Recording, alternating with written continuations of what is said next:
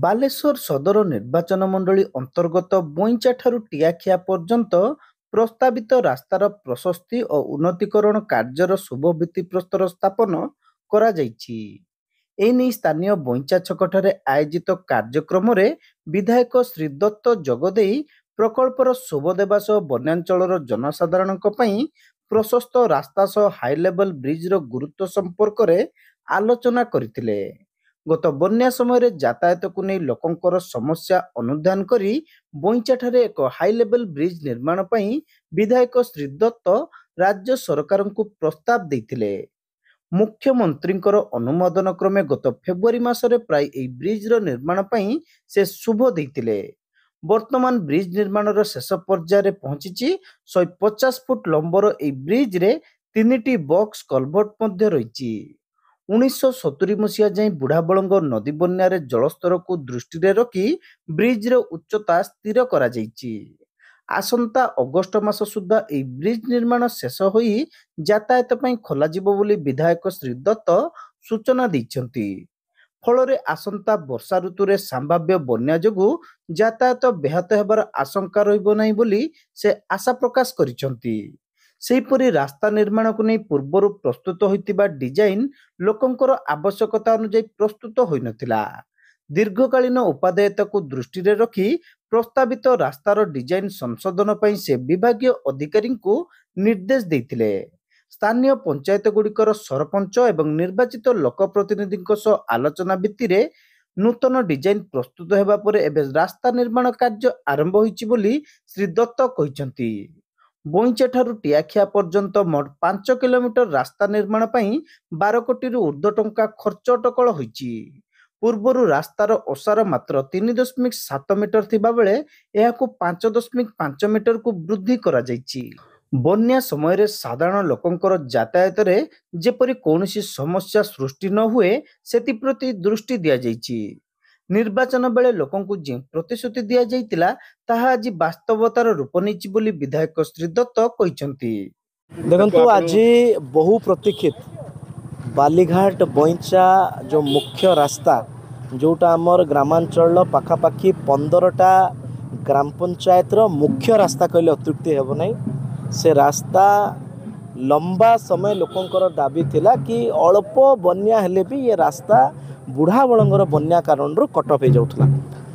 19 मसीह मोर बापा जो विधायक थे स्वर्गत मदन मोहन दत्त ये प्रस्ताव देते किंतु कालक्रमे अनेक अनाग्रह सत्य मध्य ये रास्ता है नथिला।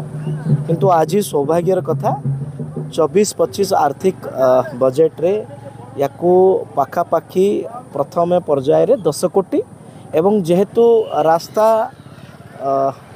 आपणकर कलभर्ट जनित रास्ता आसीथिला जो हम पाइप होता से प्रोजेक्ट को आमे कैंसल करलु। 150 फुट्र लंबा पुल एवं कलभर्ट मिसेले 200 फुट पाखापाखि गोटे लंबा पुल एठी निर्माण हैला। आउ 12.5 कोटी टंकार ऊर्ध्व टंकार ये प्रोजेक्ट आज ये भित्तिप्रस्तर दिगला। आम आशा करुचे कि मार्च मास यार कंप्लीशन डेट अच्छी। रास्ता 4.5 किलोमीटर चौड़ा हम 5.5 मीटर एवं ये पुल निश्चित भाव में साधारण लोक मानकर जो आकांक्षा अच्छी कि बन्या वर्षा हेले बा बात्या हेले कि ये रास्ता जमती कटअप होता सेमती हम ना। एक लंबा दीर्घकालीन काम आज ये भित्तिप्रस्तर दिगला।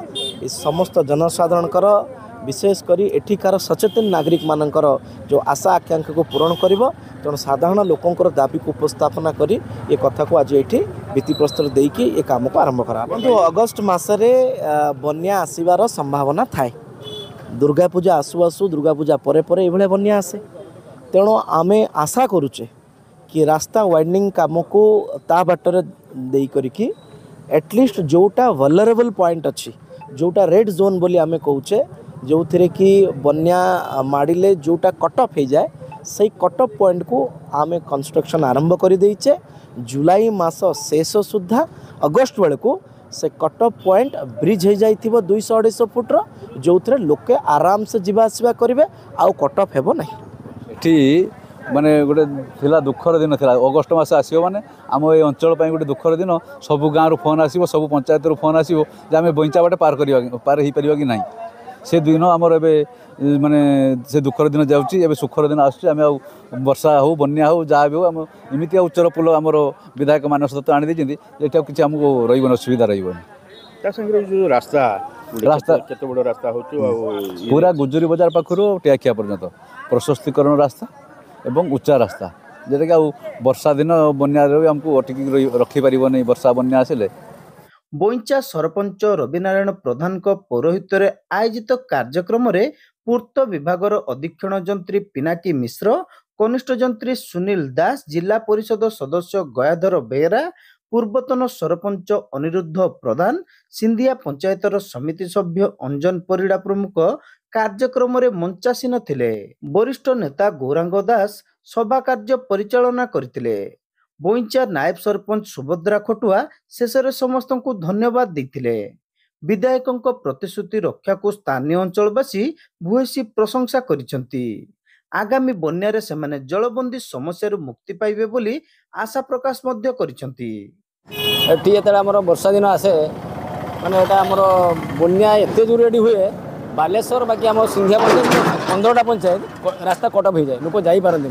एटी पावर बोट गवर्नमेंट पकाए, पावर बोट पार होती लोक भी भासिक मरी गाड़ी 100 लोक भासी जाती, भासिक जन मरी सिंधिया पंचायत गोटे लोक मरीगला पूरा तो मैंने भासीगला जो उद्धार कर पारे से लोक भी मरीगला। जहाँ हो मंगू भाई थिला बेले मैंने गोटे प्रोजेक्ट माने चलता कथबार्ता कि कार्यकारी हो ना। जहाँ हो मानस दत्त सुपुत्र मानस दत्त विधायक आसला आम बारंबार जनईचु, आम जिला परिषद भी जनई जनला जहाँ कार्यकारी होती पुल या आम देखले बहुत लंबा पुल या पा आराम से निष्कासन हो। तेणु बन्यार समय आम बालेश्वर सिंधिया पंचायत बोईचा पंचायत एपट जिते पंचायत अच्छी कौन से कटअप हेनी आम आराम से सुरखुर जापर। रास्ता भी बहुत प्रशस्त हम। असुविधा बहुत होता। अच्छा दीर्घ दिन धरी आम बहुत हैरान हरकतर पड़ुले गमनागमन बजार हाट बा रोगी गोटे हस्पिटाल नवा बहुत सम्मुखीन होते। बर्तमान ये पुलटी हो गले आम आराम से चलीपर यहाँ हूँ कथा। अच्छा 25 वर्ष सरकार जो थे से खाली प्रतिश्रुति देकी रहीगले कर ना। अच्छा 19 मसीह मंगू भाई जीतले से अकाल वियोग आसला तापर बाई इलेक्शन है पुओ भी प्रतिद्वंदिता कले सी भी हारीगले।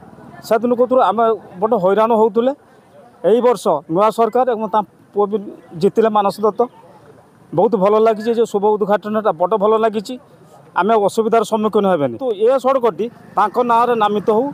कार्तिक राउत, बाबुला भूया, राजेंद्र चटर्जी, वीरेंद्र सेनापति, धीरज महांती, प्रशांत बेहेरा, मानसी माझी, अजय माझी, दीपाराणी माझी, राजेंद्र माझी, गायत्री माझी, राकेश खुंटिया, श्रीनिवास महालिक, राजकिशोर खटुआ, संजय प्रधान, संजीव प्रधान, सिद्धेश्वर माझी, जलधर माझी प्रमुखों शताधिक अंचलवासी कार्यक्रम उपस्थित थिले।